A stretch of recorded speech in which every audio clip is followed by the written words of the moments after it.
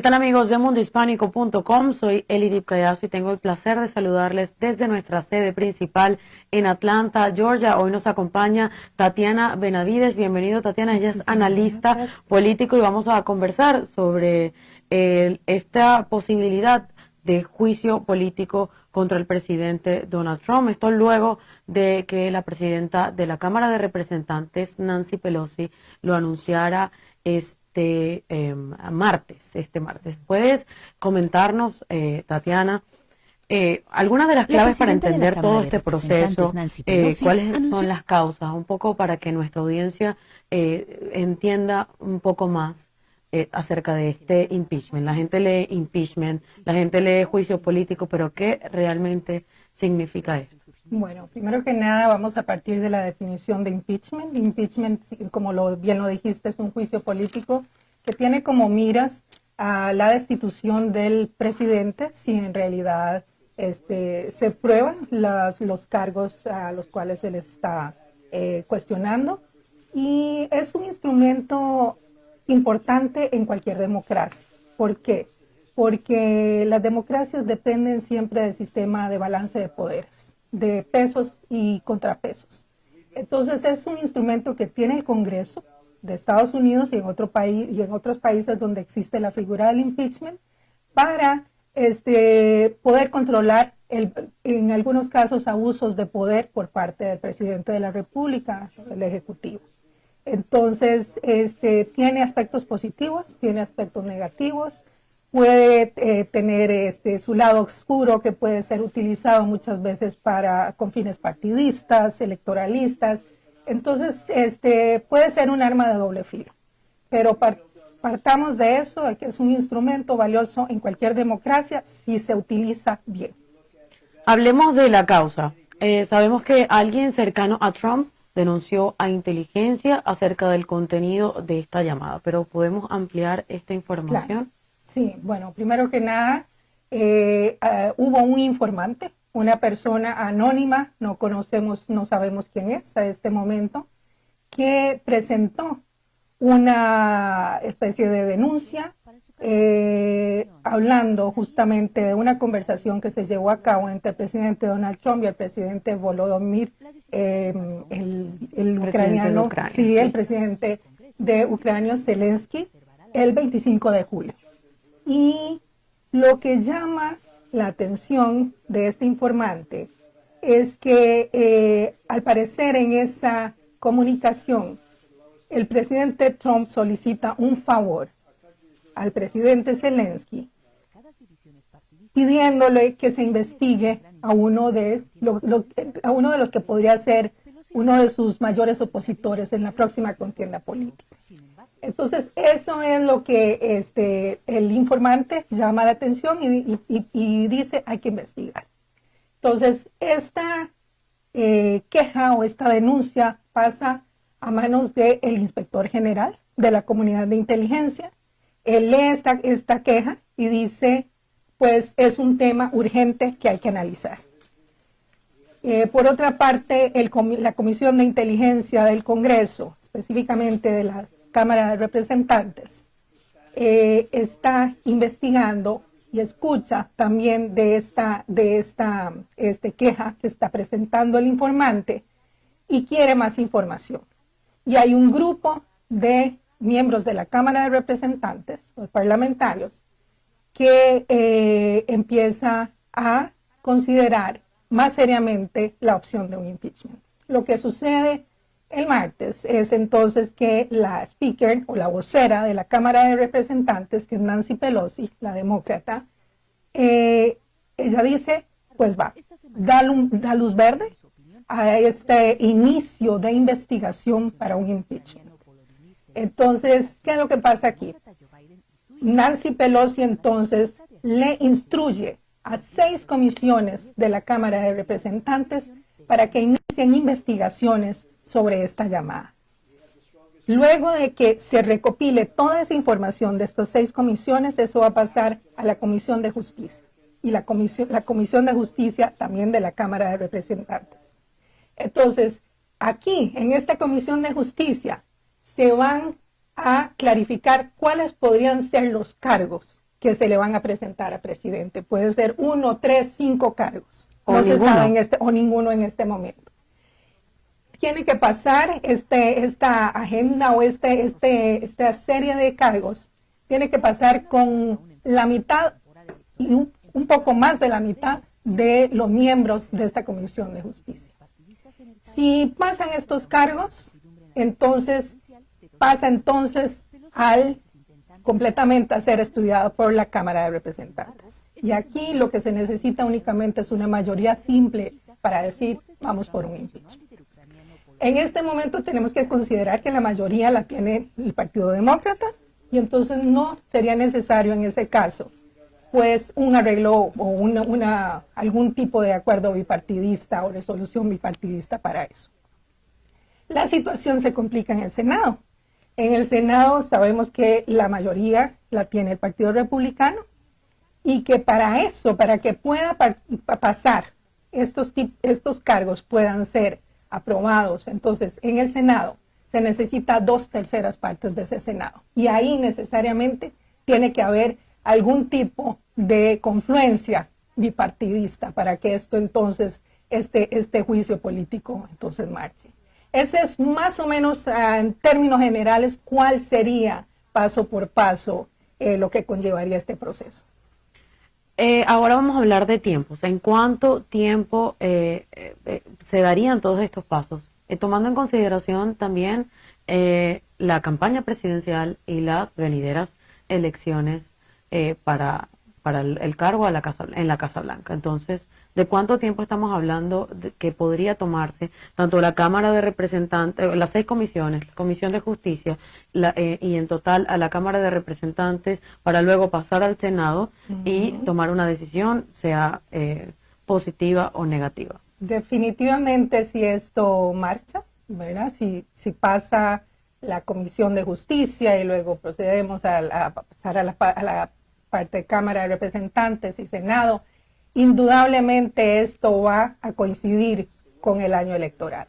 De por sí ya, de todas formas estamos viendo, ya empezamos la campaña, aunque no oficialmente ya la campaña empezó.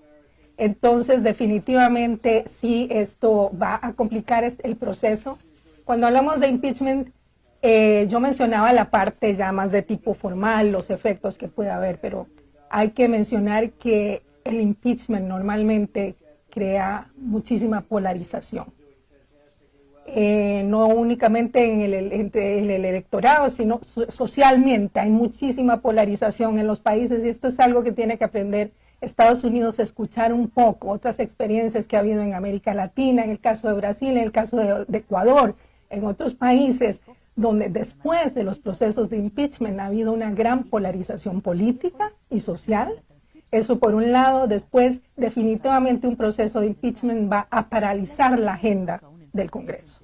Entonces cualquier proyecto que estaba sujeto o que está sujeto al estudio de la Cámara de Representantes y del Senado va a estar paralizado porque ese es un proceso transversal que va exactamente a cubrir las 2 cámaras del Congreso.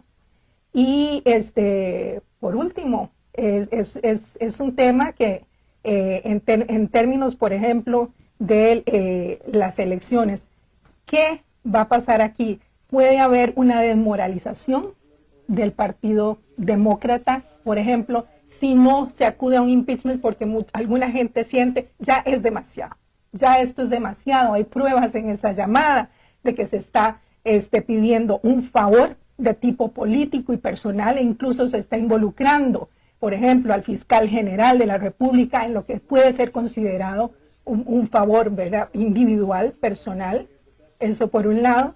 Entonces, pero por otro lado, también puede ser interpretado, especialmente por los que apoyan el Partido Republicano, como una acción de tipo electoralista para quitar apoyo a Donald Trump en las próximas elecciones.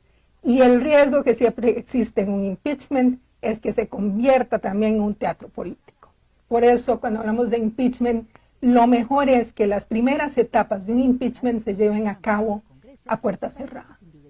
Hay mucho, sobre todo cuando estamos hablando también de temas de seguridad nacional, Hay temas que no pueden ser ventilados públicamente. Pero por supuesto va a haber un momento en que, dependiendo cómo corran las investigaciones, en que esto tiene que hacerse público y hacerse una rendición de cuentas al electorado y a la ciudadanía de qué es lo que realmente está ocurriendo. Pero lo mejor es que en las primeras etapas esto se haga puerta cerrada en el Congreso. Entonces, vamos a recapitular. El tiempo va a coincidir, según tus estimaciones, con el año electoral. Sí. Con la campaña, por decirlo así. Pero ¿qué pasa con Donald Trump? Mientras tanto, son candidatos todos, tanto Joe Biden, que está pues involucrado de alguna forma en este escándalo, más que en el escándalo de la llamada, en lo que respecta a Donald Trump, al caso que lo afecta directamente a él. Porque todavía no hay evidencias sobre corrupción a Joe Biden. Más o menos podemos hablar en este momento sobre él, sobre por qué mencionamos a este candidato en este impeachment para que nuestra audiencia entienda. Claro, en realidad lo que sucedió es que John Biden, cuando era vicepresidente de la administración Obama, era la persona encargada de la política con Ucrania. Entonces hubo una relación muy cercana entre John Biden y la política, como yo mencionaba, ucraniana, pero al mismo tiempo había un proceso muy importante que el gobierno de Estados Unidos quería, sobre todo, iniciar en Ucrania, que era la lucha contra la corrupción. Se había comprobado que había ocurrido serios casos de corrupción, sobre todo cuando el presidente de Ucrania, que era el presidente que pro política rusa en Ucrania, que fue pues destituido, y en esa administración y anteriormente también hubo serios casos de corrupción. Entonces, una de los requisitos del gobierno de Obama en ese momento que se le presentó al ejecutivo ucraniano era esa lucha contra la corrupción y también la destitución del fiscal ucraniano, porque al parecer no había procedido correctamente y no había sido lo beligerante que debió haber sido como fiscal general. Entonces se destituye al fiscal y en ese momento también el hijo de John Biden pertenecía a la junta directiva de una petrolera ucraniana. Entonces, pero eran cuestiones independientes totalmente. Entonces, lo que pasa aquí, lo que está cuestionando Trump, está diciendo que John Biden utilizó o, digámoslo, amenazó al gobierno ucraniano diciéndole destituya a este fiscal para proteger las investigaciones que estaban siendo llevadas a cabo contra esta petrolera en Ucrania. Sin embargo, se probó, hasta el momento se probó que no hay ningún acto de corrupción en lo que ocurrió, hasta donde sabemos los hechos que se tienen al día de hoy, que el hijo pues, de Biden en ese momento era como ciudadano privado, pertenecía a la junta directiva o fungía como miembro de la junta directiva y que no hubo en ningún momento intención de Biden. De hecho, esa destitución del fiscal ocurrió antes de que el hijo de Biden formara parte de la junta directiva de la petrolera. O sea, se desmintió que hubiese algún tipo de, que el hijo de Joe Biden estuviese involucrado en estos pagos que hablaba el fiscal de Ucrania. Ahora, ¿cuál sería la implicación del presidente Donald Trump en caso, pues como estamos conversando, de que esto coincida con la campaña electoral? De que esta investigación, ¿qué pasa con su figura? Él sigue corriendo para las elecciones. ¿Qué podemos decirle a nuestra audiencia acerca de Todo esto? depende de los tiempos y de si el juicio político se lleva a cabo antes, digamos, de que se abra oficialmente la campaña. Entonces, dependerá muchísimo de ese timing que estábamos hablando, ¿verdad? Con cuánto tiempo se tome en cada una de esas etapas que hablamos. Pero por el momento el presidente Trump sigue siendo el presidente hasta que no se pruebe lo contrario a través del juicio político. ¿Podríamos hablar del mensaje detrás de que sucediera ayer justamente luego del discurso que dio Donald Trump ante las Naciones Unidas. ¿Tiene esto que ver o no, o para usted no existe ninguna coincidencia o algo en particular con este tiempo? No, yo no veo hasta el momento y viendo los hechos, no veo que exista ninguna relación entre una cosa y la otra. Por lo menos visiblemente hablando, no creo que estén conectadas.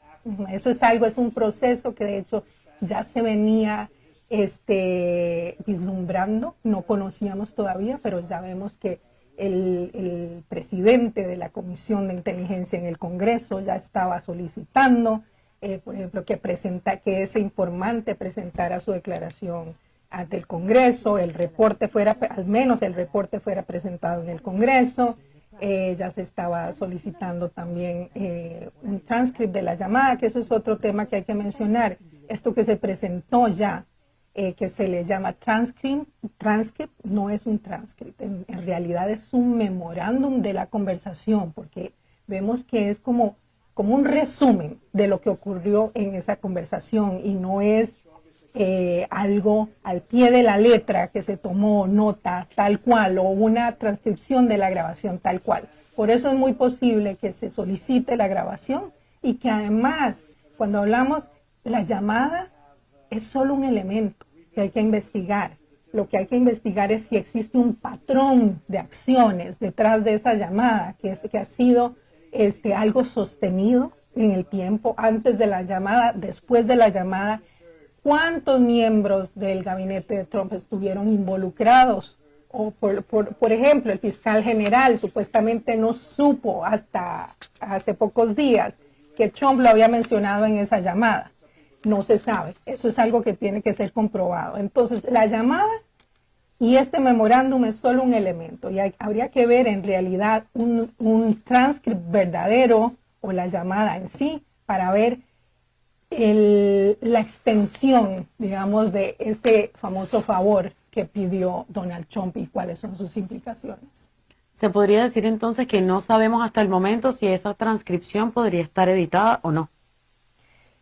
Yo diría que está editada, porque ellos mismos pusieron es un memorándum, no es una transcripción. Entonces, eso puede haber sido redactado y omitido, y sobre todo cuando estamos hablando de temas de nuevo de seguridad nacional.